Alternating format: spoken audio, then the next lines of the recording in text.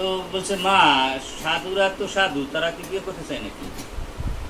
বলে না, অদ্বৈত প্রভু, শ্রীবাস প্রভু এরকম শত শত প্রভুরই তো বিয়ে করছে, তাই না? দেখো কেউ পাও নাকি, নইলে আমি বিয়ে করবো না। আপনারা শুনে থাকবেন, এটা বাস্তব কথা। এই জগৎ সংসারে পরীক্ষা ছাড়া দাম নেই। ছোট ছোট পরীক্ষা দিয়ে যারা পাশ করে তাদের বেশি একটা দাম দেয় না, যারা বিশেষ ক্যাডারে পাশ করে তাদের একটু বেশি দাম দেয় না মা? যত বড় পরীক্ষা তত বেশি দাম। আমরা যখন মাস্টার্সে পরীক্ষা দিতাম, ইংরেজিতে আমি করতাম, বুঝলেন, ঢাকা বিশ্ববিদ্যালয়ে, সেখানে আমাদের একটা এসে 1 ঘন্টা পড়তে লিখতে দিত। আর যখন আইএ বা এসএসসিতে পড়তে দিতাম তখন তো অল্প একটু সময় দিত, 10 মিনিট 5 মিনিট, তাই না? আর একটা এসে আমাদের 4 ঘন্টা লিখতে দিত। তো যত বড় ক্লাস তত বড় পরীক্ষা। পরীক্ষা ছাড়া যদি আপনার পায়, সার্টিফিকেট দেয়, সেটা কি দাম আছে? বলে না 72-এর পাস, করোনার পাস, এরকম বলে তো নাকি? কিন্তু কষ্ট করে হলে এটা করে অনেক মূল্যবান। এখন বলছে যে মা, যারা সাধু হয়েছে তাদের তো বৈদিক বন্ধনে আবদ্ধ হবে না। তুমি যদি এই আশা করো সেটা তো নিরাশা। চেষ্টা করে দেখো। এত চেষ্টা করে যেখানে যায়, করে না না আমরা কৃষ্ণের সংসার করো সারি অনাচার, কিন্তু বিষয় হচ্ছে আমরা যখনই বৈবাহিক বন্ধনে আবদ্ধ হব, খুব কঠিন কৃষ্ণের সংসার। কৃষ্ণের সংসার করতে গিয়ে গৃহমেধির সংসারে হয় অধিকাংশ সময়। সহজে আমরা এতে যাব না, কেউ রাজি হলো না। কিন্তু ঘটনা কি ঘটে গেল জানেন? এক জমিদার, সে কিন্তু সাধু, এবং তাকে রাজি করানো হলো। রাজি করানো হলো সে বিয়ে করবে। ও রাজকন্যা, ও রাজি হয়ে গেল ওর সাথে বিয়ে বসতে। যে করে আমার আশ করি তার সর্বনাশ, যদি না ছেড়ে আমার পাশ হই তার দাসানুদাস। ভগবান কি করেন? দুঃখের অনলে আমাদের খুবই খাতি করে। যারা দুঃখ সহ্য করার ক্ষমতা না রাখে তাদের কোনদিন ভগবান করে। আমরা জন্মান্তরে পাহাড় সমান আমাদের পাপ রয়েছে। এই পাপগুলো দুঃখের অনলে যদি না পড়ে, কখনো দগ্ধীভূত না হয়, শেষ হবে না। তা না হলে প্রলাপ মহারাজ, হিন্দু মহারাজ তো বলতো না, তুমি 70,000 বছর সংসারে চলে আসো, তোমার প্রারব্ধ অপ্রারব্ধ খুব কিছু হয়েছে। এটা যদি তোমার দুঃখের সামনে তুমি দগ্ধীভূত না করো, তাহলে তুমি শুদ্ধ হবে না। ময়লাগুলো যদি পরিষ্কার না হয়, পুকুরের ময়লা, সে কিন্তু স্বচ্ছ জল আসে, বলুন। এই জন্য দেখবেন যারা একটু সাধুগিরি করে তাদের জীবনে অনেক দুঃখ চলে আসে। সাধুদের যত দুঃখ হয় সাধারণ মানুষের অত দুঃখ হয় না। কিন্তু এই দুঃখগুলো ভগবানের সীমাহীন কি করে কৃষ্ণ।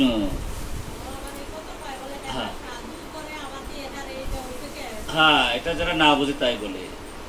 যারা সাধু আসে তাদের হচ্ছে সীমাহীন কে এটা। এটা সাধারণ মানুষ যা বুঝুক আর না বুঝুক, যারা সাধুরা বোঝে। হ্যাঁ, এই আগুনগুলো যতক্ষণ পুরানো হবে ততক্ষণ পর্যন্ত চেতনা কখনো কলুষমুক্ত হবে না। এটা ভগবানের সীমাহীন কৃপা। অনেক সোনা যখন খনির থেকে উঠায়, অনেক ময়লাগুলো থাকে, যখনই পুড়ে ফেলে আগুন দিয়ে, তখন সোনা ফাটিয়ে ওঠে, বুঝলেন? ভগবান এমনি করেই ভক্তকে শুদ্ধ করে। বিয়ে হয়েছে, একটা বাচ্চা হয়েছে, হঠাৎ করে তার স্বামী মারা গেছে। যে করে আমার আশ করি তার সর্বনাশ। তো ভগবান ব্রাহ্মণ, আমরা যে কতটুকু ত্যাগ করতে পারতেছি, কতটুকু সহ্য করতে পারতেছি, সেটা আমাদের এখানে বিবেচ্য বিষয়। সত্যি সত্য আমি আমার টিকটিকি খুব পছন্দ করি। ও আমার কথায়, হ্যাঁ, আমার কথায় খুব প্রায় সায় দেয়। তো এখন ঘটনা হচ্ছে, হঠাৎ করে ভগবান ব্রাহ্মণ রূপে হাজির হয়েছে। এই তুমি না সাধু, তুমি যদি সাধু হও, তোমার স্বামী মারা গেল কেন? মানে জড়জগতে যেটা ই করে প্রশ্ন উত্তর দিচ্ছে। বলে আপনাকে তো মনে হয় ব্রাহ্মণের মতো, গলাটা তো পৈত তো দেখি, তাই না? তা আপনি কি কোনোদিন গীতা ভাগবত পড়েননি? ভগবান বলতেছে মাতাজি, শুনেননি? যস্য অহম অনুগ্রমে হর্ষিতব ধনম শনই। কশ্যপ প্রতিপুত্র দাও মোহৈব কেবলম, কেকার পুত্র কেবার কন্যা সকলেই তো মোহ। তখন ওই মাতাজি চিত্রকেতুর মানে উপাখ্যানটা ভগবানের কাছে বলছে যে চিত্রকেতুর বাচ্চা হয় না, এক এক করে 1 কোটি বিয়ে করছে, তারপরও বাচ্চা হয় না। অঙ্গিরাজ ঋষি আছে, এই গল্পটা ওই মাতাজি ভগবানের কাছে বলতেছে। তো তারপর অঙ্গিরাজ ঋষি কি বলছে যে না দেখো, যাহা অনায়াসে পাওয়া যায় এটা ভগবানের কৃপা, আর যেটা অনায়াসে না আসে সেটা চাইতে পারা দুঃখকে ডেকে আনা। অনায়াসে যেটা পাওয়া যায় সেটা হচ্ছে ভগবানের কৃপা, আর অনায়াসে যেটা না পাওয়া হয় সেটা হলো অপরাধ। তুমি অপরাধ করবে, তোমার বরাদ্দ নাই, যেটা তোমার ভগবান যদিসে লাভ সন্তুষ্ট সেটা তুমি সন্তুষ্ট গ্রহণ করো। ওকে আপনার ওই সমস্ত তত্ত্ব কথা আমার শিখতে হবে না, আমি গৃহস্থ, আমার ছেলে লাগবে। যাহা সহজে আসে না সেটা যদি তুমি জোর করে পেতে চাও, তো বিরুদ্ধ ভগবানের আইনের বিরুদ্ধ আচরণ করছো, তুমি অন্যায় করছো, পাপ করবে, পাপের তোমার শাস্তি পেতে হবে। কার কথা কিনা তার তখন ছেলে লাগবে, ঠিক না? তখন যদি পারেন তো পারেন, আমার ছেলে দিয়ে যান না চলে যান। তখন বলছে তাই, তাহলে কি হচ্ছে, তোমার এই করো, ওই যজ্ঞের মাধ্যমে চারু উঠছে। দেখেন 1 কোটি স্ত্রী, এই জগৎ সংসার আমরা তো বুঝি না, আমরা তো পুরা বলি, বুঝছেন? গীতা ভাগবতের একটু সামান্য একটা শব্দ বুঝলে জীবন ধন্য হয়ে যায়, বুঝছেন? এই জগতে আমরা সুখ চাইতে গেলে একটু দুঃখ চলে আসবে। একটা সুখ, তোমার একটা গাভী আমরা চাইবো, সে গাভীতে খালি দুধ দেয়, তার ঘাস খানকে লাগবে না। ধরো একটা গাড়ি কিনলাম, গাড়িতে খালি তার কি তেল ছাড়া হবে? সুখের সাথে একটা দুঃখ চলে আসবে। এই জন্য কিছু চাইতে নেই, এই যদিসে লাভ সন্তুষ্ট। যখন যা যেটু ভগবান দেয় তাকে নিত্য তৃপ্ত নিরাশ্র হতে হয়। সংস্পর্শ ভোগা দুঃখ জানাই বইতে আদি অন্ত অন্ত বিষ্ণুনাথ রমতে দুঃখ। এই জগৎ সংসারে আমরা 14 ভুবনে যা দেখি তাকে স্বপ্ন, যা শুরু হয় যা শেষ হয়ে যায় তাদের স্বপ্ন। যারা মূর্খ মানুষগুলো আমরা স্বপ্নের বিষয়গুলি ঘোরাঘোরা করতেছি, যারা কিছু বুঝি না। শতকরা 99.99% আমরা মূর্খ। প্রভুদের তাই আমাদের গাইল দিচ্ছে যে প্রকৃতি ক্রিয়া মানে গুণের সর্বস্ব, অহংকার বিনোদ কার্তানি মান্যতে। কাজ করছে প্রকৃতি, তমগুণী রজগুণী সত্যগুণী, আর আমরা মূর্খরা ভাবছি যে আমি কাজ করি। তোমার কর্ম তুমি কর্ম, আর লোকে ভাবে আমি করি। প্রকৃতি কাজ করছে গুণে যুক্ত, আর আমরা মূর্খরা ভাবতেছি আমরা যে নাম জপ করতেছি, আমরা বুঝি ভজন করতেছি, আমরা যে বুঝি হ্যাং করতেছি হ্যাং করতেছি, কিছু করি না। আমরা করা প্রকৃতি ভাবে কি কখনো? কেউ ভাবি না। শতকরা 99.99 যে ভাবি না। সেই জন্য প্রভু বলছে জগৎ সংসার প্রায় 99.99% মূর্খ, জ্ঞানের গহনে আমাদের ভিতরে। তা যাই হোক, আসলে তাই আমরা যত লম্ব জম্ব করি। দেখুন অবস্থাটি, 1 কোটি স্ত্রী, এখন চারু উঠছে তো বলছে একজনের খাওয়াতে পারবা। ও মা বিবেচনা করুন, 1 কোটি স্ত্রীর মধ্যে যদি একজনের খাওয়াতে হয়, আর বাদ বাকি কি হবে? রাগ হবে না? মা বুঝতে পারছি মা গো। তাহলে এখন তার একটু সুখের জন্য একজনের সুখী করবো, আর বাদ বাকি অকশি, বাদ বাকি রাজার বিরুদ্ধে চলে যাবে না? দেখেন, একটু সুখের জন্য এখন একজনের সুখী করার জন্য আপনার ওই একবার দিয়া কুটির সবার দুঃখ দিচ্ছে। যেটা আমরা অনায়াসে না পাই, জোর করে আনতে যাই, তাকে দুঃখকে টেনে নিয়ে আসে। এটি সাধারণ মানুষ আমরা বুঝি না। এই যে মহাজনরা যারা আছে, জ্ঞানীগুণী যারা আছে, হ্যাঁ, সড়ক গোস্বামীরা যারা আছে, তারা, আমার গুরু মহারাজ নিত্য তৃপ্ত নিরাশ্র। তাদের মধ্যে কখনো বিকার নাই, তাদের মধ্যে কোনো মানের আকাঙ্ক্ষা নাই, অভিমানের আকাঙ্ক্ষা নাই, দেহত্ব বুদ্ধি নাই, অভিমান নাই। যারা অভিমান না কাজ করে তাহলে মহামূর্খ। এই আমার শাস্ত্রের দৃষ্টিতে প্রভুদের ভাষায় সে যদি সন্ন্যাসও নেয় তাহলে মহামূর্খ। বোঝা যায় না? কথা বোঝা যায়? যার মধ্যে অভিমান কাজ করে, অভিমানী ভক্তিহীন জগমধ্যে সেই দিন সে সবচেয়ে বড় পুরাকে বলবে আমি রাজা, আমি বাদশাহ, আমি সম্পত্তিমান, ইত্যাদি ইত্যাদি। এগুলো অভিমান। বাদশাহ হলো ভগবান, রাজা হলো ভগবান, ভক্ত হলে ভগবান, মালিক হলো ভগবান, কর্তা হলে ভগবান। ভোকে হচ্ছে পোশাক ক্রান্ত, অসুস্থাম, ব্যবসায়ী বুদ্ধি সমাধান, বক্তরাম যজ্ঞ তপস্যাম সর্বলোক মহেশ্বরাম। গীতা কি কোনো কথা বাদ দিয়ে দিয়েছে? কিন্তু এটা কি মুখ দিয়ে বাস্তব কি মানি নাকি? বাস্তবে মূল্যে তো ভগবান আমাদের সাথে কথা বলতে, বুঝছেন? পট পট পট পট সমস্ত শাস্ত্র মুখস্থ, কিন্তু জীবন দিয়ে আচরণ না করলে উপলব্ধি হবে না। উপলব্ধি না হলে এই মর্ম তো আমার জীবনে আসবে না। ঘটনা কি হয়ে গেল, আপনার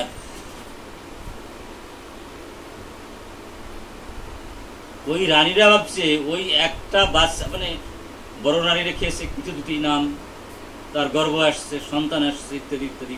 রাজা করছে কি ওই একটা বউ নিয়েছি ব্যস্ত, আর বাদ বাদ গেলে কোনো খবর নাই। তার ওগুলোকে খ্যাপবে না পড়ি। তো বলছে ওই বাচ্চারা যদি না আসতো, রাজা আমাকে আগের মতোই ভালোবাসতো, তাহলে ওরে মেরে ফেলছে। রাত্রের অন্ধকারে সবাই মিলে মানে ওই সমস্ত বাদ বাকি যারা আছে ওই বাচ্চাটাই মেরে ফেলছে। রাজা কোটি কোটি গাভী দান করেছিল, শুধু গাভী, প্রত্যেক গাভীর আপনার শিং সোনা দিয়ে বাঁধা ছিল, আর পা গুলো রূপা দিয়ে বাঁধা ছিল, আর এই কোটি কোটি গাভী দান করেছিল, আনন্দের সমুদ্রে হাবুডুবু খাচ্ছিল। এখন ওই সন্তান মারা যাওয়াতে তার কি হয়েছে, যতটা সুখ পেয়েছিল তার তা কোটি গুণ অসুখী পেয়ে হইল, পাগল হয়ে গেছে মোটামুটি, চেনে না কেউ, বুঝলেন?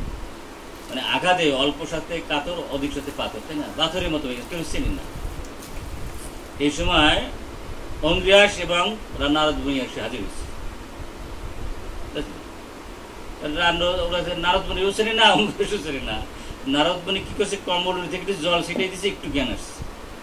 তখন অনেক তত্ত্ব দেখায়, তত্ত্বকথা আমরা বুঝবো না, কঠিন কঠিন তত্ত্বকথা, তখন সেগুলো আমরা বলবো না। এরা যারা বড় বড় সাধু তারা একটু বুঝবে, আমাদের ওই তত্ত্ববিদের নাটক এবার। তো এখন ঘটনা হচ্ছে এই, তো মৃত্যুর সন্তানকে নিয়ে আসছে, হ্যাঁ, আসার পরে বলছে তুমি শশাগ্রাহ পৃথিবীর মালিকের পুত্র, তুমি চলে গেলা কেন? তখন বলে আমার কোটি কোটি বার জন্ম হয়েছে, কোটি কোটি বার মৃত্যু হয়েছে, কোটি কোটি মানুষের আমি সন্তান হয়েছিলাম, কারে বাবা বলবো, কারে মা বলবো, এগুলো তো স্বপ্নের খেলা খেলি। আজকে যে আমার মা, আজকে যে আমার বাবা, আজকে যে আমার ভাই, আমার যে বোন, কাল পরজন্ম শত্রু হয়ে আসতে পারে। আজকে যে পুত্র হয়ে আমার আসছে, আসলে পাঁচ পাদের পুত্র থাকে, তো অধিকাংশ পুত্র হয়েছে শত্রু জাত পুত্র। পূর্ব জন্মে যারা শত্রুতালি পূরণ করতে পারে না, এই জন্মে আজ পুত্র হইয়া হাজির হয়, বুঝলেন? আর বাবাকে মানে যার তেমনি কষ্ট দেয়। পুত্রের কষ্ট না যায় সবা, না যায় বলা, বুঝলেন? শত্রুর কষ্ট সহ্য করা যায় বা বলা যায়, পুত্রের কষ্ট বলা যায়, মায়ের কষ্ট বলা যায়। তো অনেকগুলো সন্তান পুত্র না হয়ে শত্রু হয়ে জন্মগ্রহণ করে। তখন বলছে অতীত জন্মে আমি এই রাজার শত্রু ছিলাম, শত্রুতালি পূরণ করতে পারি নাই, এই জন্মে পুত্র আনি আমি একটু ই করলাম, মানে এটা আমি শোধ নিলাম। বোঝা যায় মা কথাবার্তা? এখন উনি বলতেছে, দেখো বৈষ্ণব প্রতিপুত্র মোহই কেবলম, কে কার পুত্র? কোটি কোটি জন্মে কোটি কোটি জনের জন্ম হয়, মৃত্যু হয়। কেউ সাপ হয়ে জন্মগ্রহণ করে, কেউ গাছ হয়ে জন্মগ্রহণ করে, কেউ পাখি হয়ে জন্মগ্রহণ করে, কীট পতঙ্গ হয়ে জন্ম করে। কে কার বাবা, কে কার পুত্র, কে কার কন্যা, কে কার স্বামী, কে কার স্ত্রী, মোহই বই কেবলম। তো ভগবান বলে কি, যেখানে গীতা ভগবত তো অনেক জায়গায় শুনি, কিন্তু এরকম জীবন্ত পাঠক দেখিনি। কারণ মুখ দিয়ে অনেক কথা অনেক সময় অনেক বলে, বাস্তবতা আসলে পরে আর তারা ভুলে যায়, তাই না? বাস্তবতা আসলে ভুলে যায়। কিন্তু তুমি তো বাস্তব গীতা, তোমার স্বামী মারা গেছে, তার মধ্যে তোমার কোনো বিকার নাই, তোমার কোনো দুঃখ নাই, তুমি জীবন্ত গীতা, যথেষ্ট লাভ সন্তুষ্ট। তোমার জীবনে তোমার স্বামী হারাই গেছে, এরপরে তুমি কোনো তোমার ভিতরে কোনো অনুশোচনা নাই। তুমি মনে করতেছো ভগবানের এটা ইচ্ছা। আত্মীন্দ্রিয় প্রীতি বাঞ্ছায় যে কোটি বাঞ্ছা করে, কৃষ্ণের যে ইচ্ছায় সেই ফল ধরে। তুমি এই ভাবনা আছো, তোমার চরণে কোটি কোটি ধন্যবাদ যায় জানাই। আমি কত জায়গায় কত গীতা শুনলাম, কিন্তু তোমার মুখের এই গীতা ভাগবত এই প্রথম শুনলাম। জীবন দিয়ে তুমি এটা তুমি দেখাই দিলে আচরণ করলে। আমরা অনেক সুন্দর সুন্দর কথা বলি, কিন্তু নিজের ঘরে আসলে বার আর কি মনে থাকে নাকি? মনে থাকে না। নিজের ঘরে আসলে বার তখন মনে থাকে না, পরের উপর দিয়ে মাতবাড়ি করা যায়, তাই না?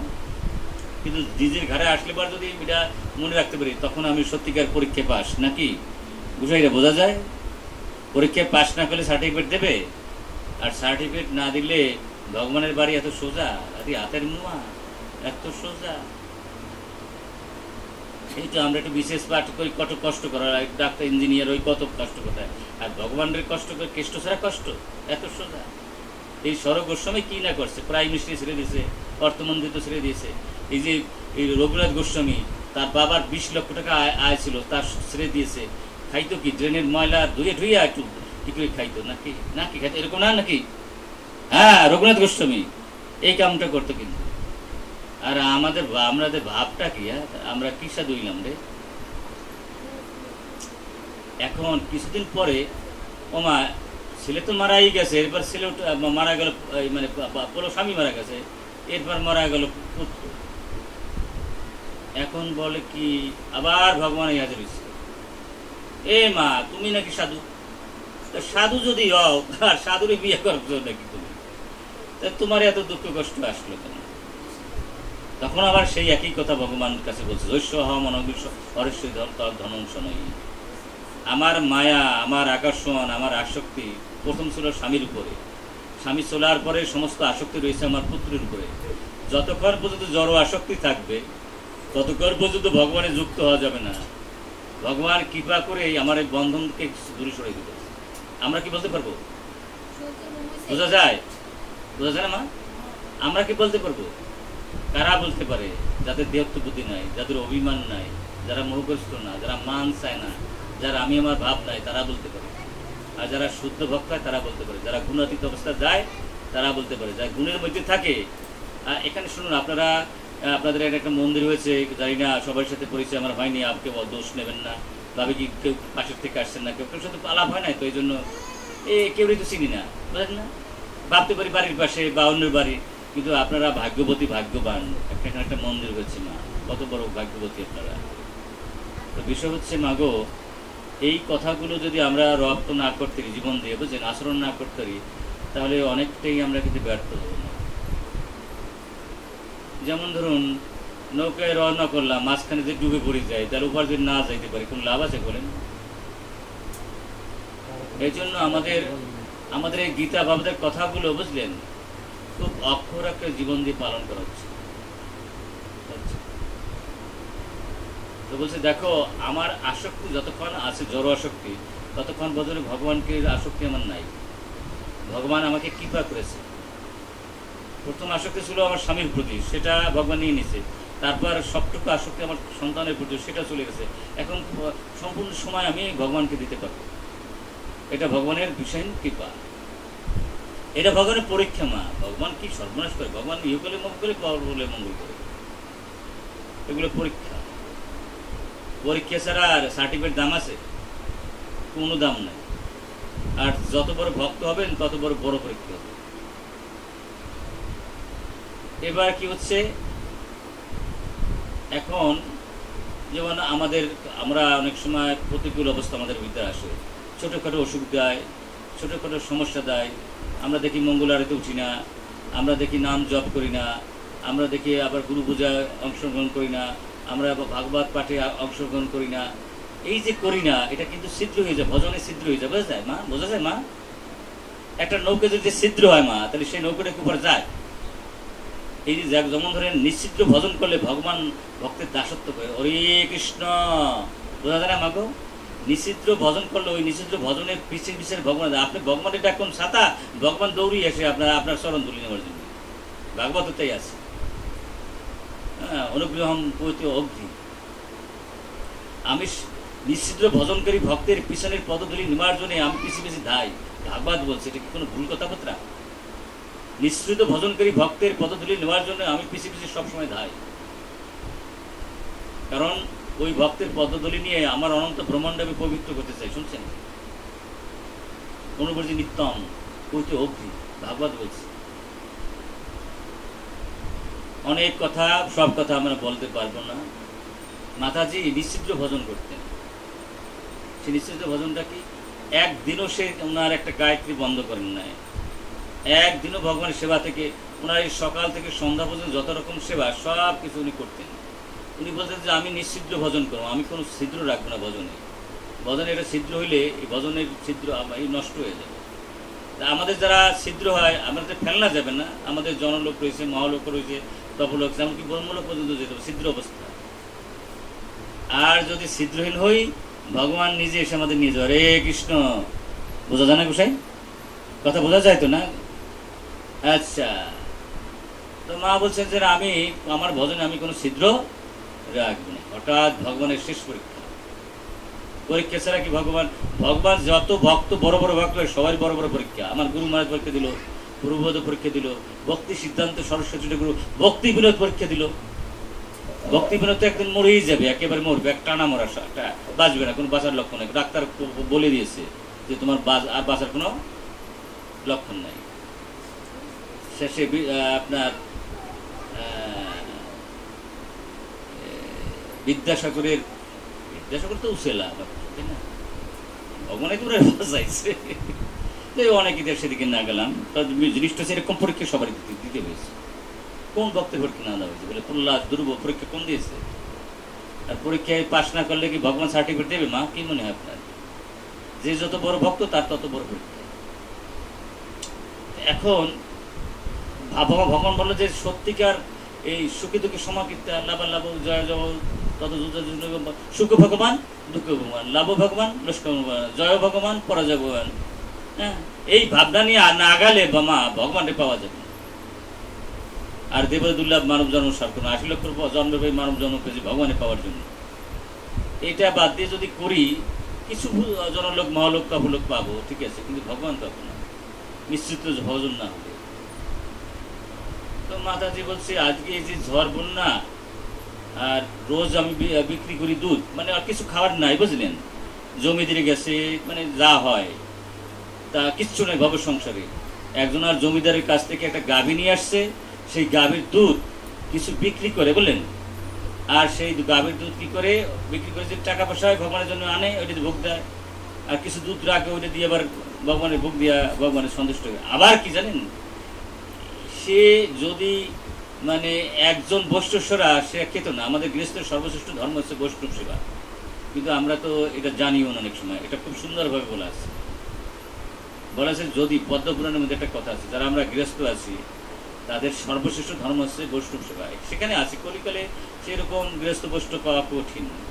যেদিন তুমি বৈষ্ণব সেবা না দিতে পারবা সেদিন তোমার উপবাস থাকতে হবে। এরকম বৈষ্ণব আছে গৃহস্থ বৈষ্ণব? এবং বলতে হবে যে আজকে আমি খেতে পারবো না, একজন বৈষ্ণবের সুদ দরজায় রাস্তার দ্বারাই বলতে হবে, একজন বৈষ্ণব কৃপা করে আমার গৃহাশ্রমে আসো, তুমি ভোজন না করলে আমি ভোজন করতে পারবো না। এরকম অবস্থা কিন্তু গৃহস্থের। সেরকম গৃহস্থ কি আমরা কলিকে আসি? নাই।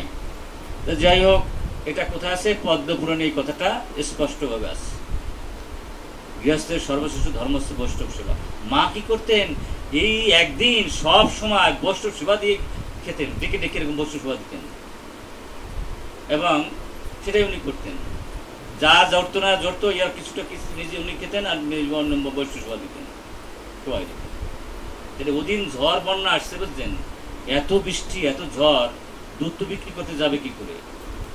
ওই আপনার সেই বিক্রির মধ্যে এত ঝড় বন্যা বৃষ্টি, ওই যে পাটনি যাকে বলে ওই যে নদী পার হওয়ার জন্য খাওয়া থাকে না, সেই মাঝি ওই ঝড় বৃষ্টির মধ্যে আসবে না। এখন ধরুন সর্বনাশ, আমি না খেয়ে থাকি আমার কোনো দুঃখ নাই, কিন্তু আমার ঠাকুর যদি না খেয়ে থাকে সেটা আমি সহ্য করতে পারবো না। আন্ডারস্ট্যান্ড? যেমন মায়ের জন্য সন্তানের কত আকুতি, আমি না খাই আমার ছেলেকে আমি না খাই থাকতে দিতে পারবো না। সেই পুরাণী যদি ঠাকুরের জন্য থাকে তাহলে তো ভালো, সেই পুরাণী যদি না হয় তাহলে আমার ভক্তি কিছু ত্রুটি আছে। আমরা তো অটোমেটিক দিতে হয় তাই দেই, কিন্তু পুরাণী কি আছে ভালোবাসার পুরাণী, যে আমার বাচ্চাটা না খাই থাকলে যে কষ্ট হবে, সেরকম কষ্ট হয় কিনা আমাদের? যদি হয় তাদের আপনাদের চরণে কোটি কোটি দণ্ডবাদ। মায়ের সেই পুরাণী ছিল যে আজ যদি আমি ওকে খাবার না দেয় উপবাস থাকবে, আমি না খাই কোনো আপত্তি নাই, কিন্তু ও তো উপবাস থাকবে, এটা তো হয় না। তাহলে আমার আজকে দুধ বিক্রি করতে হবে। তখন কি করছে, নদীর পাড়ে গিয়ে দেখে কি খাওয়া নাই, যাবে কি করে? হঠাৎ করে ওর মনে মনে পড়ছে যে না, সবচেয়ে বড় নৌকা এসে 16 নাম 32 কলিতে। বলুন একবার, জয় শ্রীকৃষ্ণ চৈতন্য প্রভু নিত্যানন্দ শ্রী অদ্বৈত গদাধর শ্রীবাসাদি গৌর ভক্তবৃন্দ, হরে কৃষ্ণ কৃষ্ণ কৃষ্ণ হরে হরে, হরে রাম রাম রাম হরে, জয় গুরু জয়। এখন ভাবলো কি, হ্যাঁ ছোট নৌকা না আছে তা কি সমস্যা, ছোট মাঝিক না আছে তাতে সীমা, বড় নৌকা তো আছে। 16 নাম 32, বিশ্বাসে মেলে বস্তু তর্কে বলবো। যদি বিশ্বাস থাকে, বিশ্বাসের মর্যাদা ভগবান রক্ষা করে। হাজার দৃষ্টান্ত আছে। সেই নিষ্ঠা, সেই বিশ্বাস, সেই শ্রদ্ধা আছে কিনা আমার? আর যদি সেই নিষ্ঠা বিশ্বাস থাকে, যোগক্ষম ভৌমি হম, ভগবান আমাদের সবকিছু জোগাড় করে দেয়, সবকিছু রক্ষা করে। গীতা ভাগবতের কোথাও ভুল নেই, এক অক্ষর না, কিন্তু সেই নিষ্ঠা সেই বিশ্বাস আমার আর রাখি কিনা? উনি কি করছেন, এই বিশ্বাস ভক্তি নিয়ে নাম জপতে জপতে নদীর উপরে চলে গেছে, বড় নৌকা চড়ছে, জ্বরে কি করবে ওরে, তাই না? জমিতে লাভ দিয়ে উঠছে। কি ব্যাপার, তুমি ঝড়ের মধ্যে দিয়ে আসলে কি করে? নৌকা তো নাই। বলে জমিদার মহাশয়, নৌকা নাই ঠিক আছে, কিন্তু বড় নৌকে চলে আসছে। বড় নৌকা কি? এই শোনো না, 32 আসলে বড় নৌকা। তো বলেছে এই নৌকা কি আমি পার হতে পারি? হ্যাঁ, সবাই পার হতে পারে, এই নৌকা সবার জন্যই উন্মুক্ত। নিষ্ঠা বিশ্বাসের সত্যি যদি নৌকায় হন, এই নদী আপনি পার হইতে পারেন। তো জমিদার মানুষ, তার তো অনেক নাম কাম, টাকা পয়সার অভাব নাই। উনি বলে ঠিক আছে, আমি তো এরকম শত শত কোটি টাকা দিলেও তো এরকম একটা ক্ষমতা আমার হবে না। আজকে একটা পেয়ে গেলাম, পাও, আমি সবাইকে তাক লাগাই দেবো, জলের ভিড়া হেঁটে আমি দেখাই দেবো যে আমি জলের মধ্যে দিয়ে হেঁটে নদীর উপর চলে যাচ্ছি। কিন্তু বিশ্বাসে তো থাকতে হবে এরকম। সবাইকে বলছে যে আমি নদী, আজ সকালবেলা দেখবা তোমরা সবাই নদী পার হয়ে উপরে আমরা চলে যাব। কি ঘটনা ঘটলো আপনার, জমিদার তো সেই বিশ্বাস নাই। ওভাবে কি তুই কি বলে কত বাড়িতে শুনলাম 32 অক্ষর বললাম, এ কি নদী পারিতে পারবো? তাই যেটু জলের নামে আর সেটু কাপড় কেছে আর সেটুটা কি বলে বোঝা যায় না মা? বিশ্বাস নাই তো, আর অত কি বিশ্বাস আছে? যেটুকু যতটুকু জলে না ডবে ততটুকু তার ভিজে যায়, সে কি উপর যেতে পারবে? আর ও তো অটুট বিশ্বাস ছিল যে শুনলাম তরি পারে উপরে চলে যাবে। বিশ্বাসের মিলে বস্তু তর্কে দইব। এবার এই নদী পারে ও আবার নাম জপ্ত করতে ওই টাকা পয়সা নিয়ে, দুধ বিক্রি টাকা পয়সা নিয়ে এবার চলে আসছে। এখন আবার সেই ব্রাহ্মণ রূপী ভগবানই হাজির হয়েছে, বুঝছে? তা হাজির হয়ে বলছে, এই আপনি এবার কেন? আমি এবার খুব পরিশ্রান্ত। বলি না, আমার শুনছি নাকি তুমি খুব ভালো প্রসাদ করো, আমার ক্ষুধায় না জীবন জ্বলে যাচ্ছে। বলে তুমি আমার বাড়িতে আমার হাতে রান্না খাবা? বলে হ খাবো। ও আনন্দে আত্মহারা, তুমি আমার রান্না খাবা? তুমি তো শুদ্ধ ব্রাহ্মণ, তোমার হ্যাঁ তুমি তো সন্ন্যাসী, আমি তো চেয়েছি তোমার মতো সন্ন্যাসী ভোজন করার জন্য। তুমি যদি আমার হাতে রান্না খাও আমি খুব খুশি হবো, বসো। এখন না না মা, তুমি একটু কৃষ্ণ কথা বলো, ভাগবত কথা বলো, তোমার এই ওই রান্নার চেয়ে তোমার মুখের কথা শুনতে আমার খুব ভালো লাগে, তুমি একটু কৃষ্ণ কথা বলো, একটু গীতার কথা বলো। তো বলছে তা শুনবে, শোনো, রাগ দাস ইন্দ্র চরণ। এই জগৎ সংসারে আমরা মূর্খ মানুষরা বুঝি না গীতার শব্দ। গীতায় বলছে কোনোটাই আকাঙ্ক্ষা করা যাবে না, আবার দেশও করা যাবে না। ভগবান যতটুকু যখন আমাদের ব্যবস্থা করে দেবে তাই নিয়ে সন্তুষ্ট থাকতে হবে। রাগ দেশ বিমুতে বিষয় ইন্দ্র চরণ, আত্মাবশে বিধেয়তা প্রসাদাম অধিক প্রস্তুতি, তাইলে ভগবানটা পাওয়া যাবে। সুখ দুঃখ ভগবান, লাভ লোকসান ভগবান, জয় পরাজয় ভগবান, অনায়াসে যেটা পাওয়া যাবে সেটাই ভগবান, সেটাই ভগবানের কৃপা। এই ভাবনাটা নিয়ে যদি আমরা আমাদের কর্তব্য কর্ম করি, আর কর্তব্য করে আমরা যদি ভগবানের সেবা দেয়, তখন ভগবানকে পাওয়া যাবে। তো বলে মা তুমি এত সুন্দর কথা বলো, আরো বলো আরো বলো। ভগবান বলতেছে তাহলে রান্না করবেন, আপনি খাবেন না? তখন ভগবান টুক করে একটু শুয়ে দিছে, দেখি ডাইন বেশে শত শত মহিলারা রান্না করতেছে মাতাজিরা। তো বলছে মানে রাধারানী সহ যত গোপীরা শ্রেষ্ঠ জনেরা এসে নিজেরা রান্না আরম্ভ করে দিচ্ছে, বুঝছেন? এবং সে রান্না করেছে ওর স্বামী, ওর পুত্র যেটা পছন্দ করতো সেই আইটেমগুলো। আর রাধারানীর সঙ্গে রান্না করে বুঝুন কি গন্ধ আর কি সুন্দর সুগ্রাম। সে মৌমুষে গন্ধে সমস্ত জায়গাটা বলে গেছে। তা বলছে আমি রান্না করতাম না, তাকাই দেখে কি শব্দ শুনতেছে। এখন তখন ভগবান নিজ রূপে হাজির হয়েছে। তো মা তো দণ্ডের মতো পড়ে গেছে, ঋষি যোগী ঋষি যার ধ্যান করে পায় না, তুমি হ্যাঁ তুমি সমস্ত পরীক্ষায় গোল্ডেন প্লাস পেয়েছো। যে আমার গীতা মানে, যে আমার ভাগবত মানে, আমি তার দাস হয়ে যাবে। কৃষ্ণ তুমি গীতার সমস্ত অক্ষরগুলো জীবন দিয়ে আচরণ করেছো। আমি গীতায় বলেছি যারা যাহা পাবে সেটা সন্তুষ্টি দিয়ে আমাকে মনে রাখবা, আমি তার দাসত্ব করব। তো সুতরাং আমি গীতার কথা কোথাও ভুল বলিনি, সেটা বাস্তবায়ন করার জন্য এখানে হাজির হয়েছে। তখন ওর চোখে জল ছেড়ে দিছে মা। প্রভু তা তুমি করছো ঠিকই আছে, কিন্তু আজকে যে রান্নার ব্যাপারগুলো এইটা আমার কিন্তু ভিতরে, আমার পুত্র যা পছন্দ করে, আমার স্বামী যা পছন্দ করে, এইটা কেন রান্না হচ্ছে? তোমার তো ভগবান, তুমি পারো না এমন কিছু নাই জগতের সংসারে। তুমি তো ইচ্ছা করলে আমার পুত্র আমার স্বামীকে রাখলেও রাখতে পারতা। তখন ভগবান কি করছে, ওর বাম স্কন্ধে মানে টোক্কা দিছে, বাম ঘুরে ফিরে দেখে ওর শেষ পুত্র এবং স্বামী। তখন তো বুঝুন তো প্রেমের অশ্রুকার চোখ দিয়ে বইতেছে যে তুমি এত কৃপাবান, আমার কতটুকু মাত্র কষ্ট দিয়েছো, আমি তো যা পেলাম আজকে সেই কষ্টের তুলনায় তো কিছুই না। আমি যে শুনেছি আমাদের জন্য যতগুলো তুমি নাও তার সাথে হাজার হাজার কোটি গুণ বেশি দাও, তা তো তুমি আমার জীবন্ত প্রমাণ করে দিলে। আমি কি বা কষ্ট করেছি, কতটি বা কষ্ট করেছি, আর কতটি আমি গীতা ভাগবত মানছি, তার সাথে আমি কত বেশি তুমি দিলে। তখন কি করছে, সবাই মিলে এখানে বসে বসছেন, ওর পুত্র, ওর স্বামী, ভগবান, তার পরিষদ সবাই খেয়ে দিয়ে বিমানে করে সবাই গোলক বৃন্দাবনে চলে গেল। হরে কৃষ্ণ। এই নিষ্ঠা, এই বিশ্বাস যদি আমাদের থাকে, ভগবান পাইতে বেশি একটা দেরি হয় না। কিন্তু আমাদের সেই নিষ্ঠার অভাব থাকে, বিশ্বাসের অভাব থাকে, বুঝছেন? এই নিষ্ঠাযুক্ত হই, যদি বিশ্বাসযুক্ত হই, যে কোনো শুনেন মা, আমি আরেকটি কথা বলে শেষ করে দেই। কারণ হচ্ছে কি, যত সাধন ভজন আমরা করি, অহংকার থাকলে আর কাজ হবে না। যে যেগুলি মুক্ত করে অহংকার, ঈশ্বর অবশ্যই করে সংহার। অহংকারের পতন হবেই, সে যদি ভক্তির অহংকার হয়। মা বোঝা যায় না মা? যদি আমি ভাবি যে আমি এমন ভক্ত হয়ে গেছি, সবাই বেল্ট বাড়িয়ে দিচ্ছি, তাই না? ওখানেই পতন হবে। এক ব্রাহ্মণ, আপনারা তো শুনে থাকবেন, স্মৃতিশাস্ত্র 20 খান আছে, তার মুখে ছিল। তার অনুগামী 60 খান শাস্ত্র, তাও মুখে। পুরাণ 18 খান, তাও তার মুখে ছিল। পুরাণ 18 তাও তার মুখে ছিল। পঞ্চরত্ন 13 খান, সে সব বলে দিত পটপট পটপট করে, বুঝছেন? জীবনে একটা গায়ত্রী সে ভঙ্গ করে না, সে একদিনও বৈষ্ণব সেবা ছাড়া ছিল না, বুঝলেন? ও মা বোঝা যায় তো, কথা বোঝা যেত না? তার যতটুকু অঙ্গ আছে, সোসাইটিতে ভজন অঙ্গ তার জানা। 32টা সেবা সে কোনোদিন করে নাই, 10টি না অপরাধ করে নাই, 10টি ধাম অপরাধ করে নাই, 6টি বৈষ্ণব অপরাধ কোনোদিন করে নাই। কিন্তু সে অহংকারটি ছাড়ত। অহংকারটা কি? আমি বড় সাধু। বোঝা যায় মা?